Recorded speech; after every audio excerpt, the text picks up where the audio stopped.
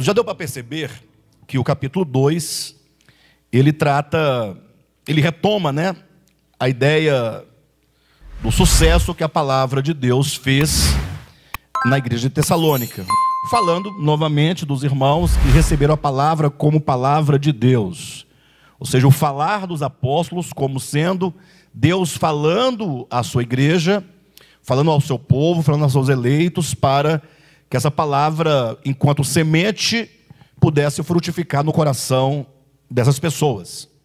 Mas o fato é que, no capítulo 2, sobretudo, nós já estamos falando há 2 semanas, salvo engano, do caráter dos apóstolos, do caráter dos pregadores, estendendo de uma maneira geral, falando do caráter de todo pastor, bispo, pregador, evangelista, todo aquele que de alguma maneira está envolvido na obra de Deus, no que tange a obra do ministério, a despeito se seja no pastorado, no evangelismo, na missão.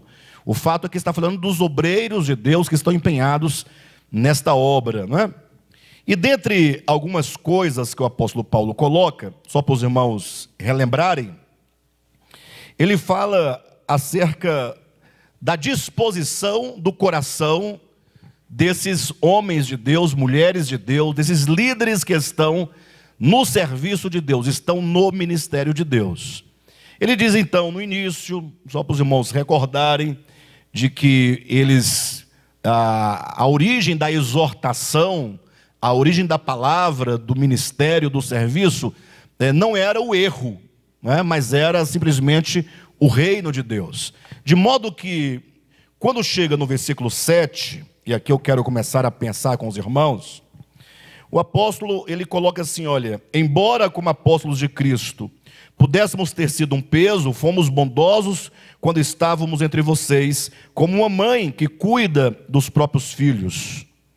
Versículo 8, sentindo assim tanta afeição por vocês, decidimos dar-lhes não somente o evangelho de Deus, mas também a nossa própria vida, porque vocês se tornaram muito amados de nós.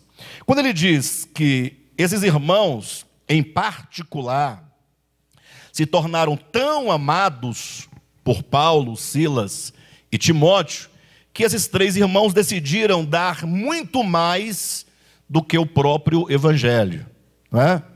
De maneira que eles deram-se a si mesmos, a esses irmãos, entregando a própria vida aos irmãos. Entregar a própria vida tem tanto o sentido de que eles pregaram o evangelho em meio a muita luta, correndo risco de morte, como também eles abriram mão de qualquer cuidado material da parte dessa igreja. Nós não sabemos em que circunstância isso aconteceu, não é? Ou quais as circunstâncias que levaram os apóstolos a abrir mão desse cuidado material, mas o que deve ficar claro a todos nós, primeiro que o apóstolo ele diz que eles abriram mão desse cuidado material, embora eles, como obreiros de Deus, tivessem tal direito. E é nesse ponto que eu quero fazer apenas uma rápida advertência, para nós tocarmos nos pontos mais essenciais que queremos tratar. Amados, nós precisamos de muito equilíbrio espiritual. Acredito que o que falta no cristão atual é equilíbrio.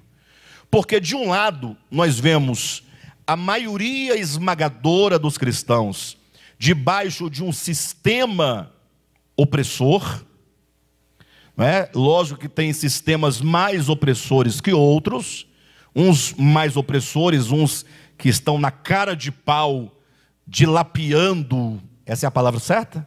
Dilapiando as ovelhas do Senhor, não é? Existem outros que não estão tão intencionados ou tão mal intencionados assim, mas que trazem ainda todo o sistema levítico da lei de Moisés para imprimir sobre a igreja, exigindo que os irmãos façam doações do dízimo, por força e por obrigação de lei, que os irmãos deem suas ofertas também por obrigação de lei, sempre falando que é voluntário, mas o aguilhão sempre vem atrás da palavra gratidão.